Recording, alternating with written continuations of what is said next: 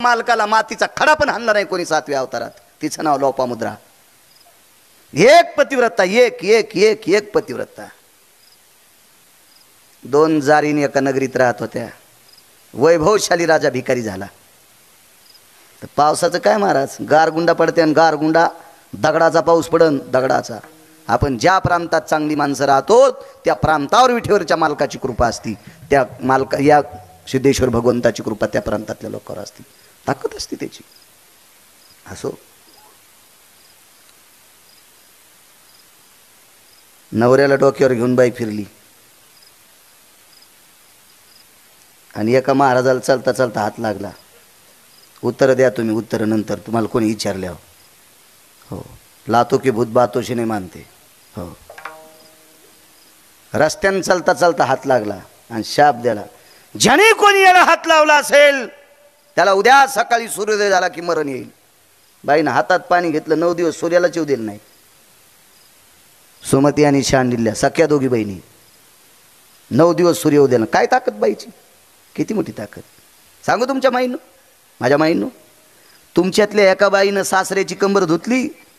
सासऱ्याची नवऱ्यानं पाणी टाकलं आणि सुनानं सासऱ्याची कंबर धुतली. तर सासऱ्याने जाता जाता आशीर्वाद द्याला, देवा हिचे भरके वस्त्र धुत जाय.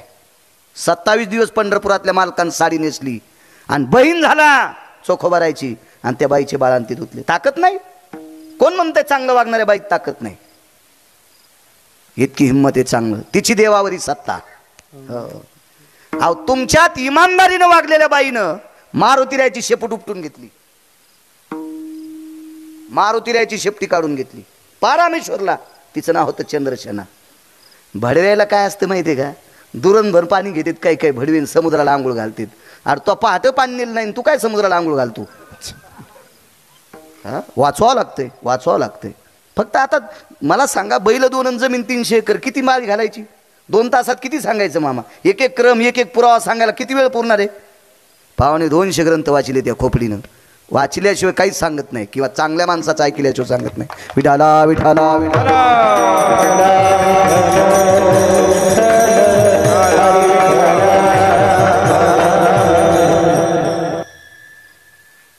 विनंती केली देवाला, देवा बघा देवा, आमच्यासाठी बघू नकोस रे देवा, पण देखता गाईचं डोकं आणि शरीर वेगळं पाहिल्याच्या नंतर दुःख वाटतं रे देवा. दुःख वाटतंय. पहिला दिवस गेला, दुसरा दिवस गेला. तो चारुकीर्ती नावाचा प्रधान येऊन पाहत होता, गाय उठली का नाही. नामदेवराय त्या गायीपाशी बसून पंढरपुरातल्या मालकाचं चिंतन करत होते. 3ऱ्या दिवशी मेलेल्या गायीचं त्वचा राहीन का चांगली? रक्त वलं राहीन का? गुडगा फुटलाय की दिवशी शेतात गेल्या याचं रक्त खाली आलं. 15 मिनिटाला रक्त वाळून गेलं. जित्या बाळू महाराजाचं. बाळू महाराज तर मेला नव्हता ना. जित्या बाळू महाराजाचं रक्त खाली आल्याच्या नंतर वाळून गेलं, रक्त गोठून गेलं. मेलेल्या गाईचं रक्त वलं राहू शकतं का? नामदेवरायात ताकद होती. गाई डोका आणि शरीर जरी वेगळा असेल तर अंगावरचा रोम बाप पडत नव्हता. इतकी ताकद होती. चारुकीर्ती नावाचा प्रधान आला. ते कपडे बदलून आला, साधा पोशाख घालून आला. पाहिलं, गाईच्या बाजूला चौकून फिरला. गाईची शेपटी उचलून पाहिली, लवचिक होती. गाईचा हात कान हालून पाहिला, लवचिक होता. गाईचं कापलेलं रक्त जशाला तसं ओलसर होतं. आणि रस्त्यानं तो विचार करायचा, देवा ज्या साधूच्या सानिध्यातल्या चिंतनानं 3 दिवसापूर्वी मेलेली गाय अजून जशाला तशी चेतन राहती, काय काय काय साधू ताकद असेल. वरी पाहिला आणि देवाला विनंती केली, परमेश्वरा, मी ज्या यवन राजाकडे राहतो त्या राजाला या संतांचं वर्णन केलंय, ही संत त्या परीक्षेत पास व्हावा. राजा निघाला दुपारच्या वेळेला रथात बसून.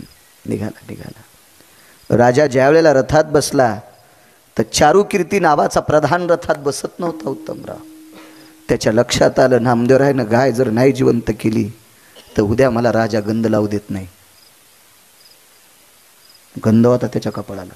मला उद्या राजा, तो संती केला ऋणी सांगतोय, तो संती केला ऋणी. मला उद्या राजा गंध लावू देत नाही. अंतकरणाच्या चारुकीर्ती नावाच्या प्रधानाला जो देवता होती, ती देवता तो अंतकरणात तो स्मरत होता, भगवंताचं चिंतन करत होता. आणि तेवढ्या अवकाशात राजा खाली उतरला. राजाने विचारलं, महाराजजी, महात्माजी, गाय नाही जिवंत केली तुम्ही? नामदेवरायांनी प्रसन्न मुद्रेनं पाहिलं. सांगितलं, राजे साहेब, मी जर जिवंत तुमच्या माघारी केली असती तर तुम्ही म्हणला असतात मेलेली गाय लांब नेऊन टाकली आणि दुसऱ्याची आणून उभी केली. कारण गायीच्या रंगासारख्या गायी असू शकतात. तुम्ही मेलेल्या गायीचे तुकडे लांब नेऊन टाकले आणि तुम्ही दुसऱ्या कोणतरी एखाद्या वारकऱ्याची महाराजाची गाय मला दाखवता, याच्याकरता तुम्हाला खरं वाटणार नाही म्हणून तुमच्या देखतात जिवंत करतो ना. नामदेवराय जवळ गेले आणि लांब ठेवलेलं डोकं जवळ टेकलं, जवळ टेकलं, जवळ टेकलं. काय करता येत नाही लोकांना. गाढवाचे घोडे आम्ही करू दृष्टी पुढे. जी निमिष मात्रे देह पालटीला, स्त्रियचा तो केला पुरुष. बाईचा माणूस केला आळंदीतल्या मालकांनी. काय ताकद नाही, किती मोठी शक्ती आहे लोकांची. जवळ घेतलं मुंडक, मेलेलं उठिलं नाही का. एक शपक पुरा आहे. सच्चिदानंदा बागोविंदा कानी जलासी हो जागा, ऐकुनी वाणी साधू उठला, पतिव्रतेचा मनोरथ पुरला. सच्चिदानंद बाबा, बाबाजी थावरे. आणि मेलेल्या माणसाला उठिलं ज्ञानोबारायांनी प्रवरेच्या तीरावर आणि त्याच्या हाताने ज्ञानेश्वरी लिहिली. सच्चिदानंद बाबा खकू झाला. काय करता येत नाही. गाईचं डोकं सजवळ ठेवलं. माय हे गोमाता, हे ब्रह्मांडाच्या मालकानं तुला या विश्वात फार मोठं स्थान दिले ग माझी माय. उठ माय, उठ उठ उठ उठ. तात्काळ गाय उठली आणि संत शिरोमणी नामदेवरायाची पाय चाटीत होती. जी बेन पाय चाटीत होती, पाय चाटीत होती. तर उत्तर भारतातला उत्तमराव मुस्लिम समाजाचा राजा, त्याच्या अंगावर शहारे आले, त्याच्या डोळ्यातून पाणी येत होतं. तो एकच म्हणायचा, ला इलाही ला इल्ला, ला इलाही ला इल्ला, ला इलाही ला इल्ला. गायीनं पाय चाटून बाजूला झाल्याबरोबर उत्तर भारतातला मुस्लिम समाजाचा राजा नामदेवरायाच्या पायाने पुनीत झालेल्या जमिनीवर तो लोळत होता, लोळत होता, लोळत होता, लोळत होता. तर एका ठिकाणी नामदेवरायाला विचारलं, जगाचा मालक तुमचे पडलेले काम करतोय याचा अर्थ तो नाचतोय म्हणून नाचे मागे मागे, पण असं काय दिलंय तुम्हाला? आम्ही जन्मोजन्मी पुण्य केले. जन्मोजन्मी आम्ही बहु पुण्य केले, जन्मोजन्मी आम्ही बहु पुण्य केले. वाया विठ्ठले कृपा केली, वाया विठ्ठले कृपा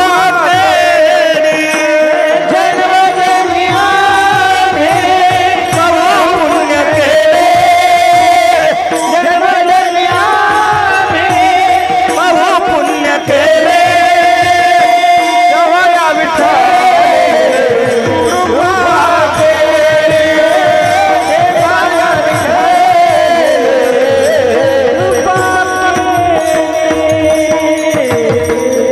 जन्मोजन्मी नामस्मरणाचं, ह्या कर्तव्याचं, ह्या निष्ठेचं कर्ज देवाच्या डोक्यावर आहे.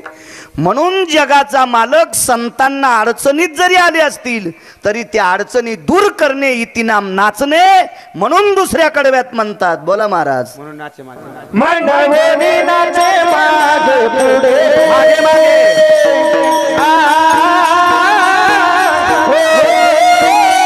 मनवली नाचे मागे मागे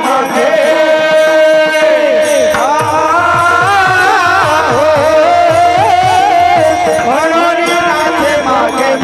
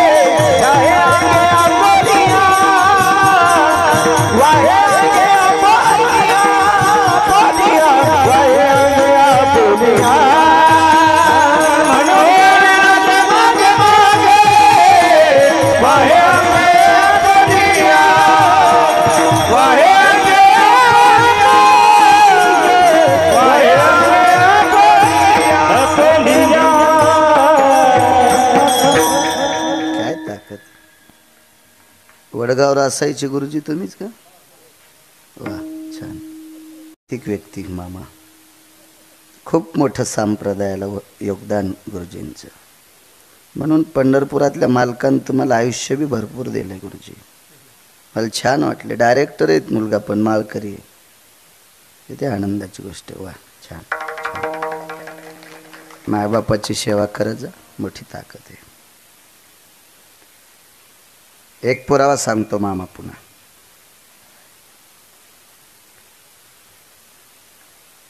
पंढरपुरातल्या मालकाची धर्मपत्नी 7व्या अवतारात एका श्रीमंत माणसाने हरण केली.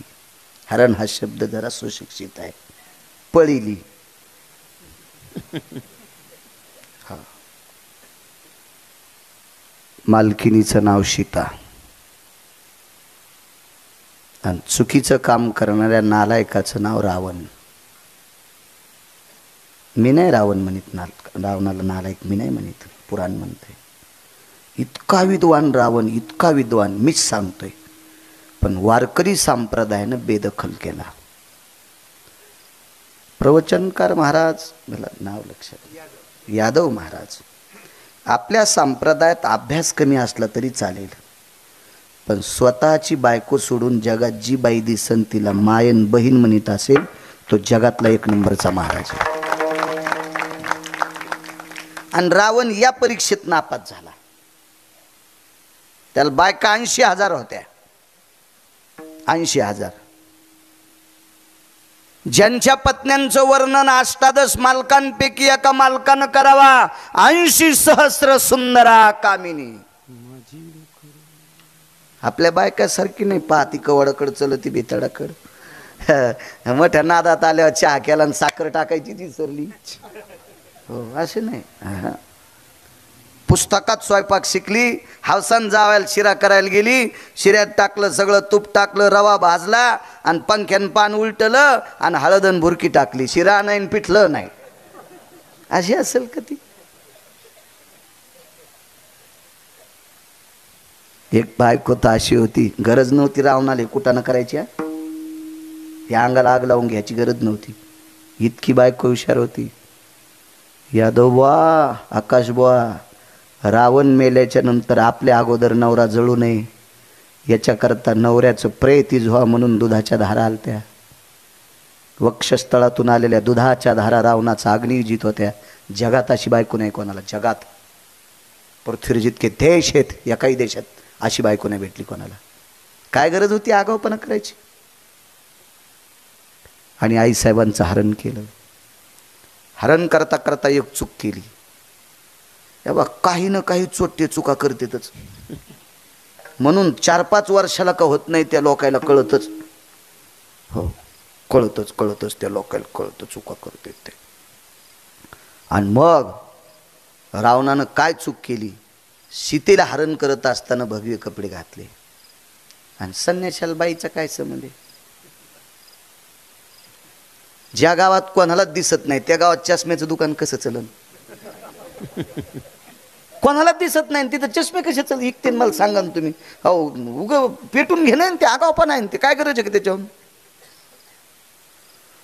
बरं भगवे कपडे घालून एखाद्या स्त्रीला जर सोडित असेल तर ती स्त्री सहमत असावं नाही. रडू लागली ना, रडती त्या अर्थी सहमत नाही.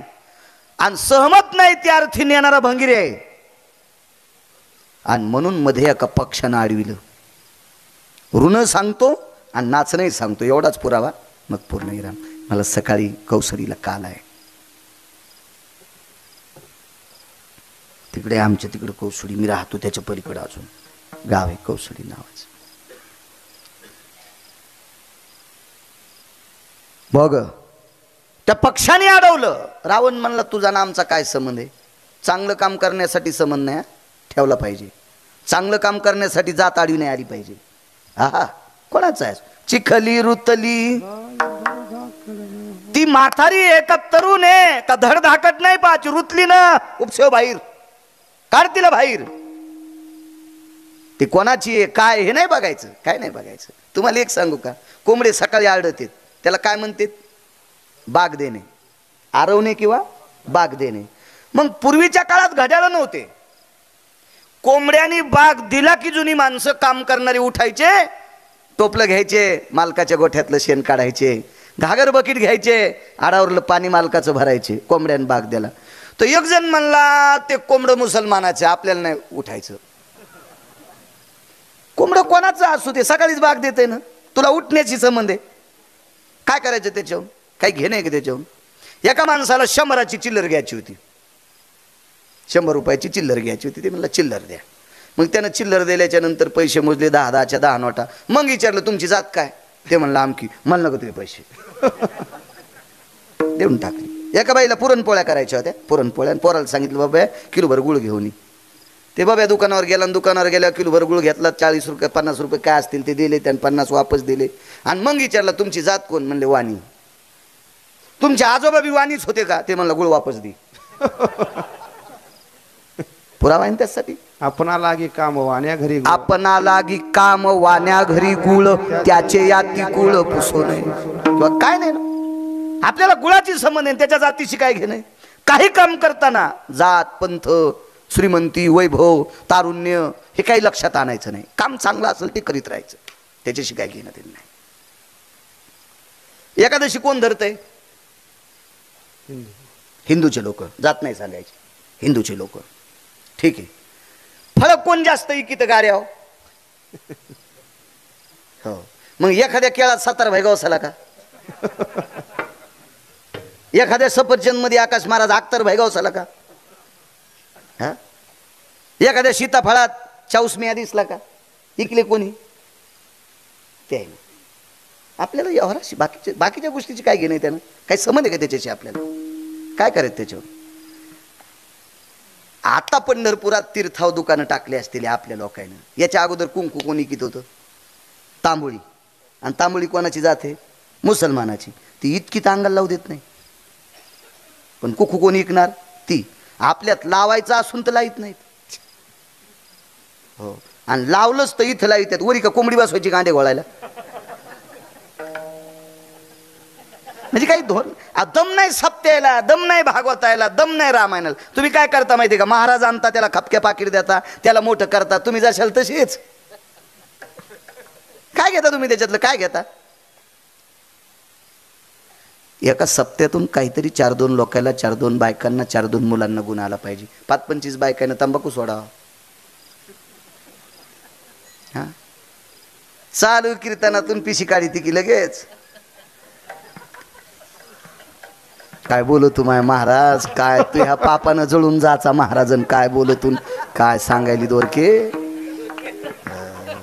काही आपलं सोंग जाऊ द्या. यायचं एका भागवतकाराच्या सोबतचा माणूस पाहिला मी.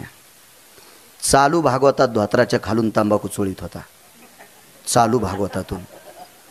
त्या भागवतकाराला आणि त्याच्या संघच्या लोकायला स्वतंत्र नरक करीन पंढरपुरातला मालक. स्वतंत्र स्वतंत्र स्वतंत्र.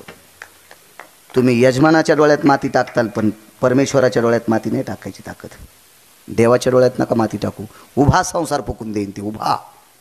इतका नालायकपणा, इतका. ईळभर फवारा घेतल्यावर 500 भेटत येत. दिवसभर 8 घंटे फवारा घेतला ना, 500 रुपये भेटत येत. भाकरी कोणाच्या असतात त्याला, त्याच्या घरच्या. त्याच्या घरच्या असतात, त्याच्या घरच्या असतात. आकाश महाराज कोणताही नोकरीवाला असू द्या, शासन पगार देत असेल, भाकरी कोणाच्या असतात, घरच्या. आपल्याला पाकिट लोक देतात, भाकरी कोणाच्या येतात, त्यांच्याच आहेत का नाही. मग जरा जोरा लाजा वाटायला पाहिजे की नाही आपल्याला. पगारही त्यांचाच, भाकरी त्यांच्या.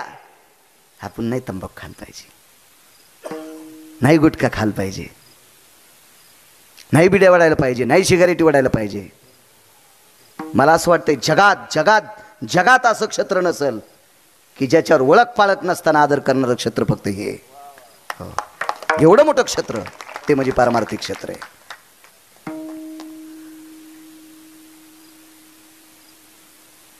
अर्थशास्त्राचा नियम आहे, तुमचा पाहुणा जरी आला असेल तुमच्या घरी तर त्याच्या वैचारिक पातळीनुसार तुम्ही त्याला स्वयंपाकघराकडे नेता. त्याची वैचारिक पातळी रामदासराव जर व्यवस्थित नसेल तर त्याला बैठकीत चहा पाजता. हा नियम आहे, नियम आहे, नियम आहे, नियम. महाराज नेत नाहीत तुम्ही, पाहुणे नेत नाहीत. महाराजाला पाय धुवायला कुठं नेल तर? किती ताकद आहे संप्रदायाची, किती मोठी शक्ती आहे. म्हणून नीट वागलं पाहिजे. विठाला विठाला विठाला विठाला.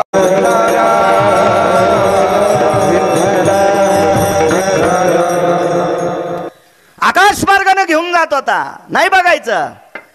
भगव्या कपड्यात एक व्यक्ती गुरुजी बाई घेऊन जातो. एका पक्षाला कळालं, त्यानं विचार केला आपल्या देवानं ताकद दिली, याला नेऊ द्यायची नाही. पक्षी काय सामान्य नव्हता हो, त्याचं कुळलंय भारी होतं.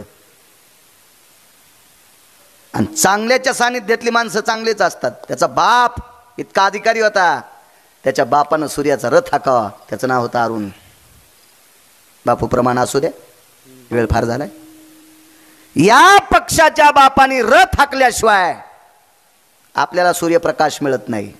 आणि सकाळच्या काकड्यात त्याचं नाव आहे. उठा अरुणोदय प्रकाश झाला, घंटा गजर गरजिन्नला, हरी चौघडा सुरू झाला, काकडा आरती समयाचा. आकाश बो अरुणाचं नाव काय मोठं अरुण. आणि ज्यानं जगाची मालकीनी एक मूर्ख व्यक्ती नेत असताना त्याला अडवलंय, त्याचं नाव आहे जटायू. याचा चुलता माहिती आहे तुम्हाला? आपल्याकडे चुलत्याला काका म्हणते. जटायूचा काका किती मोठा होता सांगू? मंत्र्याकडे पिया असतो, माहिती आहे ना तुम्हाला? मंत्र्याकडे पिया असतो. पियेला हातात घेतल्याशिवाय मंत्री भेटतच नाही. त्याच्या विरोधात जाता येत नाही, जाता येत नाही, जाता येत नाही. आम्ही जर लवकर आलो तर आमच्या दर्शनाची व्यवस्था, कुलदेवतेची आमच्या दर्शनाची व्यवस्था आकाश महाराजांनी केली. सांगितलं कोणाला असेल? चहा ऐकणाऱ्याला का? देवाच्या जवळच्याला सांगितलं का नाही? महाराज येतील, आले तर त्याला दर्शनाला न्या. देवाच्या जवळचा, मंत्र्याच्या जवळच्या किंवा काय असतील एखाद्या मोठ्या माणसाचे, त्यांच्या सानिध्यात मोठी लोक असतात. या अरुण असा याचा जटायूचा काका पंढरपुरातल्या मालकाचा पिये. त्याला भेटल्याशिवाय पंढरपुरातला मालक भेटत नाही. कान धरोनिया नाचे न गरुड पारी, कान धरोनिया नाचे न गरुड पारी. त्याच्या पुढे कान धरल्याशिवाय ते सांगतच नाही मालकाला याला जवळ घ्या म्हणून. इतकी पावर आहे हो. आणि किती मोठ्या मालकाचं पिये सांगू? तुझिया सत्तेने वेदासी बोलणे, सूर्यासी चालणे तुझी आबळे. पुन्हा एक सांगू? देखवी ऐकवी एक नारायण, तयाचे भजन. तुम्ही मला पाहता, मी तुम्हाला पाहतो, मी बोललेलं तुम्ही ऐकता. ही आपली शक्ती नाही. त्यानं मेमरी कार्ड काढून घेतलं बाळ्याचं की लगेच बाळ्या बसवावं लागणार. नाही, तुम्हाला बी एक दिवशी बसायचंच. लगेच व्हॉट्सअपला जायचं, आदरणीय हरिभक्तीपरायण बाळू महाराज गिरगावकर विश्वाच्या मालकात विलीन, की लगेच एक जण टाकतो गेले दिगंबर.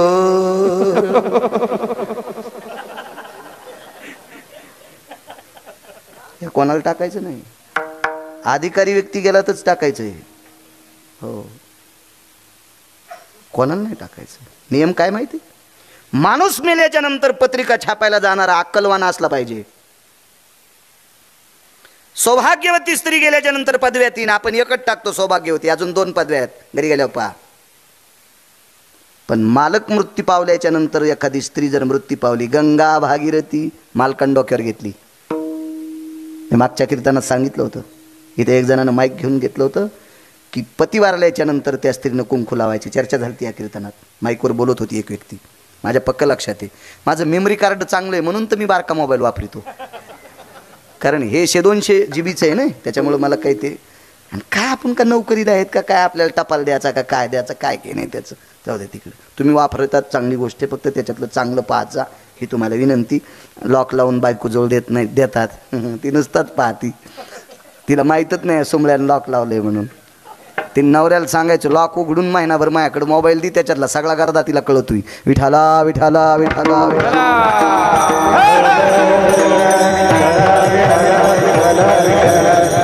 मोबाईलची गरज आहे त्याबद्दल विषय नाही. अहो प्रसंग सुरू झाला की बापू मोबाईल पाहतात आणि त्याच्यातलं कडवं काढतात. किती काळाची गरज आहे. अभंग घेतलेला कुठल्याही भजनाला सांगायची गरज नाही. मोबाईलवर गाथा ॲप आहे, बघा ना तुम्ही. चांगल्या कामाकरता गाथा पहा. जर पक्वाद्या महाराज बोलत असताना व्हॉट्सअप खेळत असेल आणि महाराज बोलत असताना जर भजने व्हॉट्सअप खेळत असेल तर ते तर नरकाला जातील, पण स्वर्गाला गेलेले त्यांचे पूर्वज पण नरकाला जातील. विठाला विठाला विठाला. कीर्तनात पाहतो आज तुम्ही उभ्यान वाजवले बऱ्याचपैकी, मी बसलेला असल्यामुळं, मग त्या अपघातामुळे बसतोय ना, माझं वय नाही बसायचं. तर कीर्तनकार बोलत असताना बऱ्यापैकी पक्वादे असे पुढं मोबाईल घेऊन व्हॉट्सअप खेळत आहेत, आहे का नाही? हा अपमान कीर्तनकाराचा नाही आकाश महाराज, हा अपमान काशीतल्या मालकाचा आणि पंढरपुरातल्या मालकाचा आहे. हा, पंढरपुरातल्या मालकाचा अपमान आहे. कोणाला कोणाला तुम्ही, अहो ज्याच्या नावावर भाकरी खातो त्याच्या कीर्तनात आम्ही व्हॉट्सअप खेळायचं. आमच्या आवताचं जानोळं मोरडं, कालच सांगितलं मी कीर्तनात. जानोळं मोरडं, जानोळं कळतंय? जानोळं मोरडं, 2 पाटी पाळी राहिली होती. गड्याचा फोन आला आणि शेत आमचं ते जर सगळं लांबे 2-3 किलोमीटर गावापासून, न्यायला आणायला त्याला वेळ गेला असता. आणि आभाळ आलेले म्हणले ते तण वर येईन, धन मातीत जाईन. ते म्हणलं शेजाऱ्याला आहोत मागा, गेलतो म्हणला, दिलं नाही त्याने. शेजारी मोठा माणूस होता, 150 एकरवाला. मी म्हणलं आता जाऊन सांग की बाळू महाराजाच्या शेतात आऊत आणतो. वापस केलं तर त्याला आधी गेल्याबरोबर सांगितलं, म्हणले दादा बाळू महाराजाचा मी गडी आहे आणि त्याच्या आवताचं जानोळं मोरडे ना आऊत पाहिजे इकडे. आता जर तुला आऊत दिलं तर आमचं आऊत आमच्या बैलावर भरलेलं आहे. भरणं कळतंय ना, शेवानी करळ. जिनच्या पॅन्टीवाल्यानं काय ना माना हलवायच्या, हा फक्त जुन्या यायला कळतंय. तुम्ही आपलं जिनच्या पॅन्टीवाल्यानं बहिऱ्या माणसासारखं काम असते. बहिरे पुढचं हसल्यावर एकदा हसत येत आणि एकदा कळाल्यावर एकदा हसत येत. ते काहून हसले म्हणून हसायचं नाही, हसावं म्हणतील हे येड आहे, आणि ते कळाल्यावर एकदा हसत असते. तसं नाही करायचं. मग शेव करळ बैलाच्या उंचीवर असते. मग मी दिलेला आऊत तुमच्या बैलावर शेव करळ होईल, त्याच्यापेक्षा आऊत आमचंच नाही आणि बैल आमचेच नाही, येठणं आमचंच नाही. तर आमचं गडी लय चालू होतं. मी इतका चालू म्हणले होते, किती चालू असेल त्याचा विचार करा. माझ्यावर घेतल्यावर लय खसखस पिकली. तुम्ही किती चालू आहेत तुमचे चेहरे पाहिल्यावर कळत गडे. चालूचं कीर्तन ऐकणारे सुद्धा हे कसे बंद दिसते, चालूच तुम्ही पण. आमचं गडी लय चालू.